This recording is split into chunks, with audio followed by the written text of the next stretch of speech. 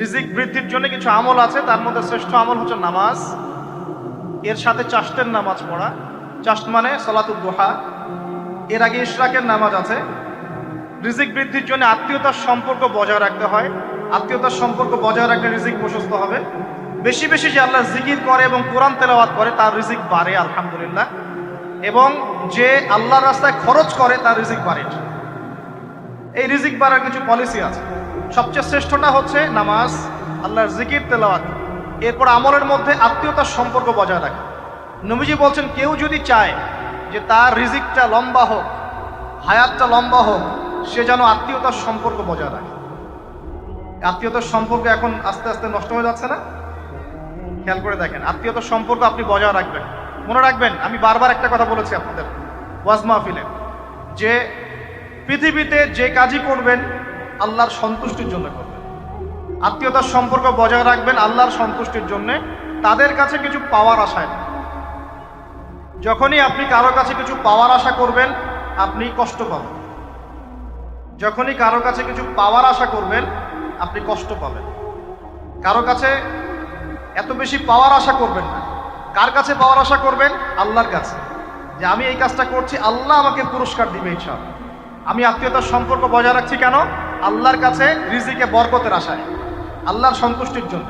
মনে রাখবেন প্রিয় ভাইয়েরা, আমল কবুল হওয়ার শর্ত মোটামুটি তিনটা। কয়টা? 1 নাম্বার, আমলগুলো হতে হবে আল্লাহর সন্তুষ্টির জন্য। 1।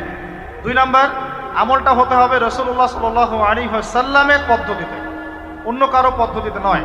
3 নাম্বার, আমলটা করার জন্য আপনার রিজিকটা হতে হবে হালাল। হারাম রিজিকের আমল আল্লাহর কাছে কবুল হয় না। আল্লাহ পাক আমাদের সবাইকে হালাল রিজিকের ব্যবস্থা করে দিন এবং রিজিকটাকে প্রশস্ত করুন, আমিন। তো রিজিক লেখা হয়ে গেছে 2। 3 নাম্বার লেখা হয়ে গেছে এ ব্যক্তি কি কি কাজ করবে দুনিয়ায়। এ ব্যক্তি দুনিয়ায় কি কি কাজ করবে সব লেখা হয়ে গেছে। এখন যদি একটা চোর বলে যে আল্লাহ পাক আমার তাকদিরে লিখেছিলেন যে আমি চুরি করব, তাই আমি চুরি করেছি। এখন যদি একজন ধর্ষক বলে আল্লাহ আমার তাকদিরে লিখেছিল যে আমি ধর্ষণ করব, তাই ধর্ষণ করেছি। এখন যদি যারা এই জনগণের কিছু সম্পদ আত্মসাৎ করে খেয়ে ফেলছে তারা যদি বলে আল্লাহ তাকদিরে লিখছিলেন জন্যই দুর্নীতি করেছি, তাহলে কথাটা কি হবে? গ্রহণযোগ্য হবে? এখন যদি দলিল দেয় তাকদিরে তো লেখা ছিল। এই আকীদাটার নাম হচ্ছে জাবারিয়া আকীদা। কি আকীদা? জাবারিয়া। এমন একজন ব্যক্তি উমর রাদিয়াল্লাহু আনহুর দরবারে এসেছিল। চোর চুরি করেছে, ধরা পড়েছে। উমর রাদিয়াল্লাহু আনহু বলেছেন হাত কেটে ফেলো। তখন সে বলছে যে আমার হাত তো কাটা যাবে না। কেন? আল্লাহ পাক তাকদিরে লিখেছেন আমি চুরি করব, তাই চুরি করেছি। উমর রাদিয়াল্লাহু আনহুর সামনে এই কথাটা বলেছে। আর উমর রাদিয়াল্লাহু আনহু কি বিচক্ষণ মানুষ ছিলেন না বোকাশোকা ছিলেন? বলেন, তার মতো শাসক পাওয়া যাবে? তার মতো আরো একজন শাসক আসবে ইনশাআল্লাহ পৃথিবীতে। তার নাম কি? নবী ঈসা আলাইহিস সালাম, ইনশাআল্লাহ তাআলা। এবং তার আগে আরো একজন ইমাম আসবেন। তার নাম কি? তার নাম হচ্ছে মুহাম্মদ। কি নাম? তার নাম মুহাম্মদ, তার উপাধি হচ্ছে মাহদী। কখন আসবেন? যখন পৃথিবীতে যুদ্ধ বিগ্রহ ছড়িয়ে পড়বে, ব্যাপক আকারে মালহামা চলবে, তখন আসবেন। কাদের পক্ষে আসবেন? মুসলিমদের পক্ষে। কি উদ্দেশ্যে আসবেন? সারা বিশ্বে জুলুম তুলে ফেলার জন্য। এবং আরেকটা কি উদ্দেশ্য? ওই জেরুজালেম উদ্ধার করার জন্য। কোন জেরুজালেম? যেটা এখন ইহুদিরা দখল করে আছে। চারপাশে আরবরা, মাঝখানে ও কেমন করে দখল করে আছে? আরবদেরকে হাতের মুঠোয় নিয়ে নিয়েছে। এই কারণে মুনাফিকদের উপর টিকে আছে সে, এবং তার পশ্চিমা মিত্রদের উপর টিকে আছে। ঈসা আলাইহিস সালাম কেন আসবেন? এই জায়গাটা পুনরুদ্ধার করার জন্য। ঈসা আলাইহিস সালাম কি পরাজিত হবেন না বিজয়ী হবেন? কত বছর বিশ্ব শাসন করবেন? 40 বছর। এগুলো হবে বিশ্বে, এগুলো হওয়া এখনো বাকি আছে। আরো কি হবে? মুসলিমরা কনস্ট্যান্টিনোপল আবার জয় করবে। এই কনস্ট্যান্টিনোপলের মধ্যে ফিতনা দেখা দিবে অচিরেই, মুসলিমরা ওইটা আবার দখল করবে ইনশাআল্লাহ তাআলা। আরো কি হবে? বললাম ভূমিকম্পের বছরগুলো আসবে সামনে, এবং মুতায়নুন শাদীদ, মহামারীও আসবে। আরো কি? বড় বড় 3টা ভূমিকম্প বাকি আছে এখনো। আগে বলেছি লেকচারে, একটা পৃথিবীর পূর্বে, একটা পশ্চিমে, একটা মাঝখানে। এগুলো এখনো বাকি আছে। বিশ্বে অনেক কিছু হওয়া এখনো বাকি আছে। এখন যা দেখছি এগুলোই স্বপ্ন। এগুলো চলে যাবে, সময় কি হবে? চলে যাবে। আরো নতুন সময় আসবে ইনশাআল্লাহ তাআলা। আমাদের দায়িত্ব কি? আমাদের দায়িত্ব পরিস্থিতি বুঝে দিন ধরে রাখা, আমল করা এবং মানুষকে দিনের দিকে আহ্বান করা। আমরা যদি দায়িত্ব পালন না করি তাহলে কি হবে? আল্লাহ পাক আমাদেরকে সরিয়ে দিয়ে নতুন কওম নিয়ে আসবে। আল্লাহ পাক সূরা মুহাম্মাদে বলেছেন, ওয়া ইন তাতাওয়াল্লাউ, তোমরা যদি মুখ ফিরিয়ে নাও, ইয়াস্তাবদিল কওমান গায়রাকুম, আল্লাহ পাক নতুন কওমকে তোমাদের জায়গায় স্থলাভিষিক্ত করবেন।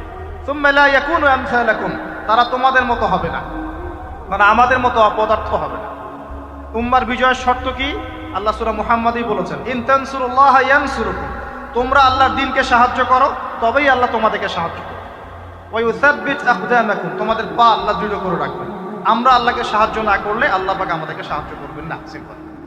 আল্লাহ পাক সূরা রাদের মধ্যে বলছেন, ইন্নাল্লাহা লা ইউগাইয়িরু মা বিকওমিন হাত্তা ইউগাইয়িরু মা বিআনফুসিহিম, আল্লাহ পাক কোনো কওমের অবস্থা ততক্ষণ পরিবর্তন করেন না যতক্ষণ না সেই কওম তার নিজের অবস্থার পরিবর্তনের চেষ্টা করে। তাহলে আমাদের পরিবর্তন কেন হচ্ছে না? কারণ আমরা নামাজ ছেড়ে দিয়েছি। 90% মুসলিমের দেশে কত পার্সেন্ট নামাজ পড়ে চিন্তা করে দেখবেন। আমরা কোরআন ছেড়ে দিয়েছি। 90% মুসলিমের দেশে কত পার্সেন্ট বিশুদ্ধ করে কোরআন তেলাওয়াত করতে পারে একটু খোঁজ নিয়ে দেখবেন। কোরআন শুমারি করে দেখেন, নামাজ শুমারি করে দেখেন, তাহলে বুঝতে পারবেন। আর যারা কোরআন পড়তে জানে তাদের মধ্যে কত পার্সেন্ট কোরআনের অর্থটা বোঝে, এটা আরো বড় বিষয়। তারপরে আবার কারা মেনে চলে, এটা আরো বড় বিষয়। আর আমরা কতজন মানুষ দিন ইসলামকে সামগ্রিক দিন হিসেবে মানি, এটাও একটা বড় বিষয়। আমরা মানি ঠিকই, আংশিক। যেমন ইবাদত বন্দেগীর জীবনে মুসলমান, অর্থনৈতিক জীবনে গিয়ে আবার সুদখোর, এমন না বিষয়টা? ইবাদত বন্দেগীর জীবনে আমি পাক্কা মুসলিম, কপালে সেজদার দাগ আছে মাশাআল্লাহ, দাড়ি টুপিও আছে মাশাআল্লাহ, কিন্তু ব্যবসায় গিয়ে মাপে কম দিচ্ছি না, ব্যবসায় গিয়ে আমি হারাম ভেজাল দিচ্ছি কিনা, এরকম হচ্ছে কিনা? হচ্ছে। কিন্তু সে কিন্তু মুসলিম এবং নামাজও পড়ে। তা আমাদের সমস্যা ভাই এখানেই। এখন এই সমস্যাটা সলভ করলে ইনশাল্লাহ সব সমস্যা সলভ হয়ে যাবে। সমস্যাটা কি? আমরা ইসলামটাকে আংশিকভাবে মানি, পরিপূর্ণ জীবনে ইসলাম বাস্তবায়ন করতে পারছি না। আমি আপনি হয়তো কেউই পারছি না। ফখর করলে বলার নাই যে আমি খুব পারছি, আসলে আমিও পারছি না। কারণ এই যুগে এটা পারাটা খুব ডিফিকাল্ট। এই যুগে পারাটা কি খুবই কঠিন, কিন্তু এটাই তো এই যুগের চ্যালেঞ্জ। নবীজি বলেছেন, তোমাদের সামনে এমন যুগ আসছে যে যুগে ঈমান ধরে রাখাটা হাতের মধ্যে আগুন ধরে রাখার মতো হবে। তবে সুসংবাদ ওই যুগে তাদের জন্য যারা আমার সুন্নতকে আবার জীবিত করতে পারবে। যে আমার মৃত সুন্নতকে জীবিত করবে, আল্লাহ পাক তাকে 50 জন শহীদ সাহাবীর সমান নেকি দিবে। এটাই আমাদের কাজ। আল্লাহ পাক আমাদেরকে তৌফিক দান করুন।